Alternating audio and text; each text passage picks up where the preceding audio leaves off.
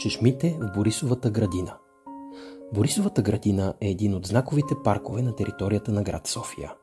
Там се намират две от чешмите, носители на историята на града – чешмата с мечката и пингвините и Бигоровата чешма. Чешмата с мечката и пингвините е поставена през 30-те години на 20 век от талантливия скулптор Васил Зидаров и е не само произведение на изкуството, но и част от душата на парка. Тя е разположена в близост до езерото с лилиите, друг символ на парка. Създателят на чешмата, скулпторът Васил Зидаров, е роден на 13 април 1905 г. в град Ямбол. Завършва художествената академия София при професор Иван Лазаров, специалност скулптура. Автор е на много декоративни фигури на деца, животни и птици, разположени в паркови пространства и градини. Бигоровата чешма се намира на една от централните алеи на Борисовата градина. Изградена е през 30-те години на миналия век. Първоначално е била известна като Народната чешма, по-късно е облицована с бигор и наречена Бигоровата чешма. През годините Борисовата градина се е превърнала в любимо място за разходки и развлечения на няколко поколения столичани и си е спечелила славата на най-красивия и предпочитан софийски парк. Алеите й пазят спомени за стъпките на редица хора на изкуството, намирали тук вдъхновение за тайни срещи и целувки, за безгрижен детски глъч и нажежени футболни страсти.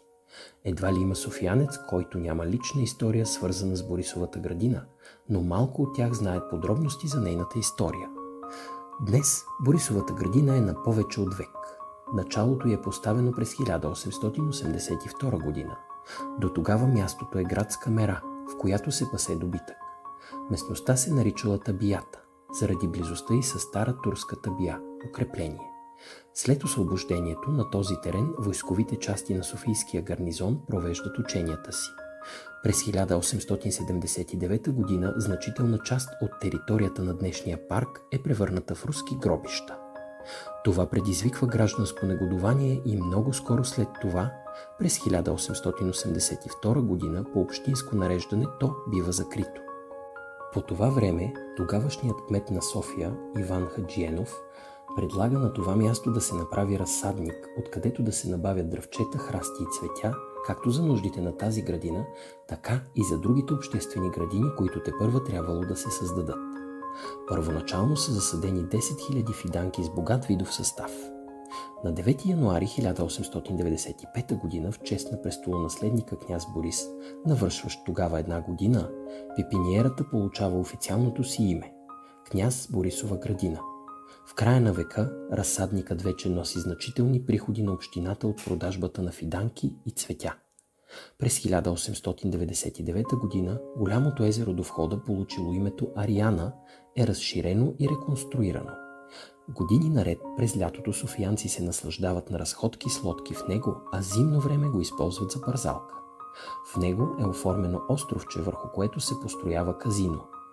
Около 1930 г. в средата на рибното езеро, освен жабите и костенурките, е изградена каменна лилия, от която също бликали струи вода. 10 години по-късно за пореден път е направена нова скулптурна украса на езерото.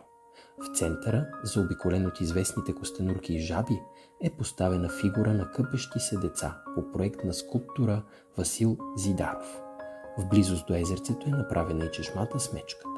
През 1937 г. започва строителството на капалня Княгиня Мария Луиза по проект на архитект Борис Далчев, открита през 1939 г.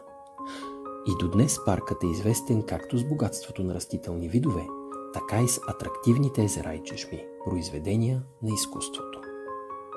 Проект Чешмите на София се изпълнява с финансовата подкрепа на Столична община. Програма Европа 2024 г. от Сдружение Карпе Дием.